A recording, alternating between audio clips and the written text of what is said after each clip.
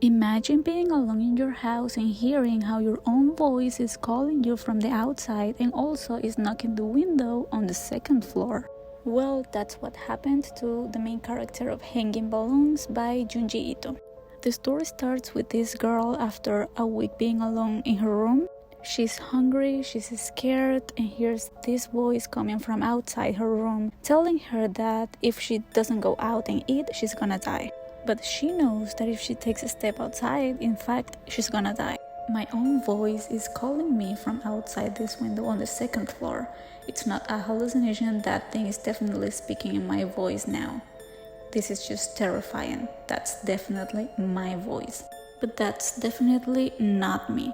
She realizes that all these strange events started after her best friend ended her own life hanging herself outside her window. Her best friend was a very famous pop star. She had many fans that were concerned about what happened. And this one was her boyfriend, which everyone started to blame for what she did, even though he had nothing to do with it. A lot of people claimed to have seen her ghost after that, but the weird thing about it is that they only see her face, not her body, which actually makes sense by the way she died.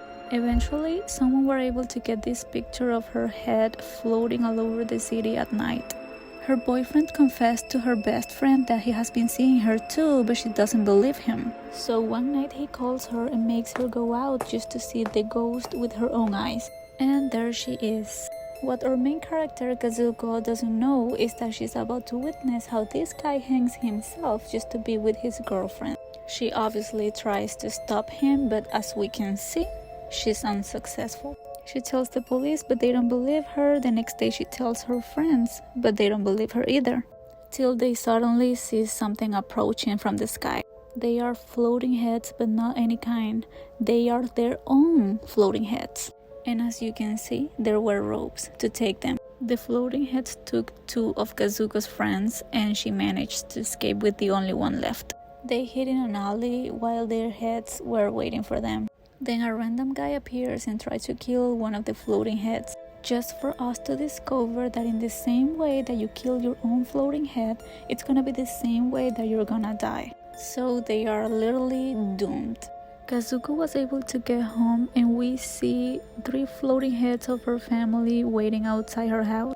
They find out what's going on through the news, and they ask people to do not leave their houses. But Kazuko's dad doesn't care, and he decides to go to work anyways. And of course, he didn't make it. And then Kazuko's brother decided that it is a good idea to go out and get some food. His floating head was, of course, waiting for him, but I don't know how he managed to escape. A week has passed and Kazuko's brother never came back. Also, the curse, or whatever it is, finally took her mom.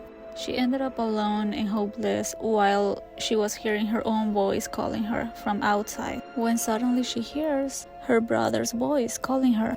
She thought that she was losing her mind, and in fact it makes no sense that her brother was outside the window, considering that her room is in the second floor of the building. She opens the window just to see her brother like this and to realize that her time has finally come.